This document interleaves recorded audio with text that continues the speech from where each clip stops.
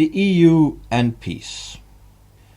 It is often said that we owe the peace and prosperity of the post-World War period to the EU and to NATO, and implicitly to the neoliberal world order.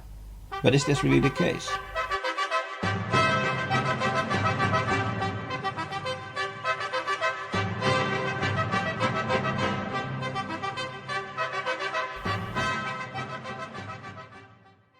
To disprove this, we have to go a little bit back in time, to the Napoleonic Wars. After Napoleon was defeated in 1815, the conservative monarchies of Europe created the Congress of Vienna, the Concert of Europe, which was also known as the Metternich system. This system guaranteed peace between the European powers for at least 50 years, until the Austro-Prussian War of 1866. After the Franco-Prussian War and the establishment of the German Empire in 1871, there was again 44 years of peace between the great powers. In the Netherlands, there was peace between 1815 until 1940, with the possible exception of the 10-day campaign, but that could well be called a civil war. At any rate, Belgium had peace from 1831 to 1914. These long periods of peace happened under strong monarchist regimes without constitutions or democracy, marching national sentiment among the population. This denies the notion that it is the EU and NATO who brought peace, and that nationalism inevitably leads to war, while liberalism always brings peace. We should ask ourselves what exactly is meant by peace. Do the wars in the Balkans count from the 90s? Does the current civil war in Ukraine count? If we count as wars in the Balkans, then the international neoliberal system has a more or less same state of service as the monarchic regimes of the 19th century. 46 years of peace, from 1945 to 1991. When liberals speak of peace, they don't usually count civil wars, like Greek and Cypriotic civil wars in the 50s and 60s and 70s, nor do they count large-scale terrorism, like the campaigns conducted by the IRA, the ETA and the Italian Brigati Rossi, who killed thousands of people, more than some small-scale wars. In reality, when people say that NATO and the EU brought peace, they mean peace between the great European nations, like Germany, France, England, Italy, Spain. This is of course a completely Western European perspective on history. It's only about Europe. When they say that there has been 70 years of peace, they forget that our soldiers were fighting in Indonesia and Korea, that the French were fighting in Algeria until 1962, and they forget many other conflicts in which European soldiers were fighting outside of Europe, like the Suez Crisis, the decolonization of the Congo, the Portuguese colonial wars which lasted until the 70s. For this reason, we can ignore the colonial conquest wars of the 19th century, which were fought with very small amounts of troops and outside of Europe. It's not about the scale though, really, because the 10-day campaign, the Crimean War, the Schleswig-Holstein War and the Austro-Prussian War were conflicts who had relatively little deaths and damage compared to, for example, some of the decolonization wars of the war in Yugoslavia. As an example, the Franco-Prussian War, the bloodiest conflict of the 19th century in Europe, left 185,000 military dead and 250 civilian dead behind. The war in Algeria left 350,000 dead and 3 million refugees. The Yugoslav wars in the Balkan left 140,000 dead and 4 million refugees. It's more reasonable to say that after big conflicts everyone is tired of war, under and upper class.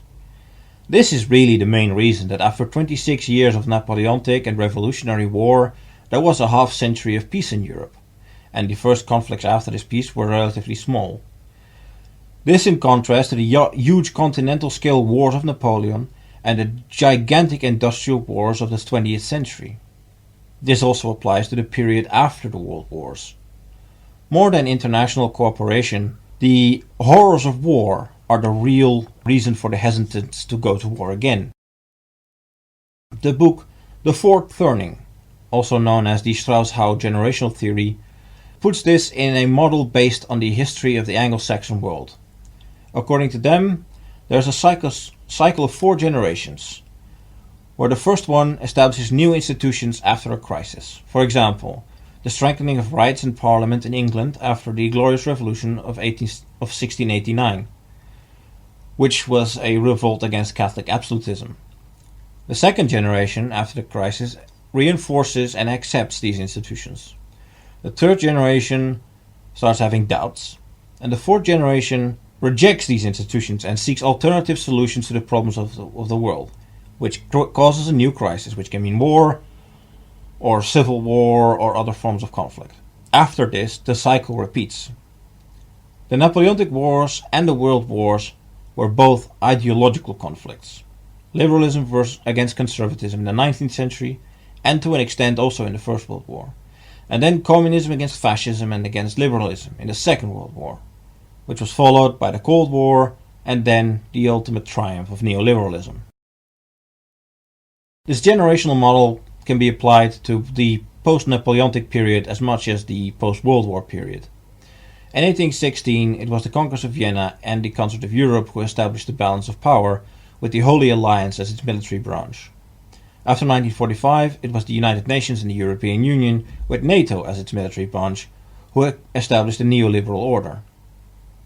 Even far before them, there were the religious wars in Europe, with the establishment of Westphalia and the nation-state replacing the old dynastic orders. Conservatism and liberalism have, in 2 different centuries, more or less established the same international balance. A world economy anchored on Europe and North America, peace based on shared common interests, and exploitation of the rest of the world. In the 19th century, this would happen pretty directly in the form of colonialism, but in the 20th century we choose a more indirect method through methods like the IMF, the debt-based economy, the petrodollar, and so on.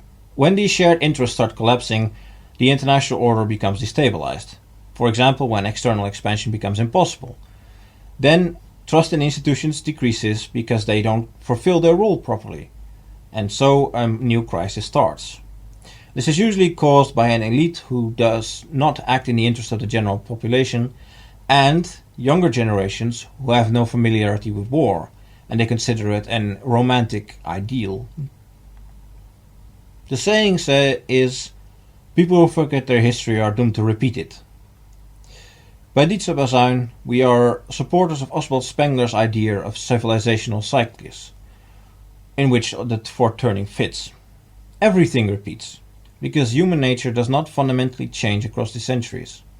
The forms are different, the ideas are complexer, the weapons are deadlier, but people remain people.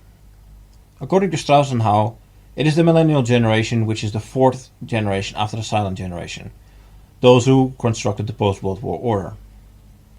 And there is plenty of indication that the neoliberal order is failing the population, and that younger generations do not trust our current institutions. In human history, peace has never existed for long periods. War is older than writing. Skeletons from the Stone Ages already show us that there was organized conflict between groups, like the battlefield at Tollense, or the finding of a copper war axe next to the 5,500-year-old frozen body of Otzi, who had been killed by stone arrows. Independent of ideology, we can be happy with those periods of peace that we are afforded. Nationalism and conservatism are not in conflict with human nature, like liberalism is. And therefore, since it can also guarantee peace for decennia, it is better to stick what is known. Vond u deze video informatief? Geef hem dan vooral een like en deel hem met uw vrienden en kennissen.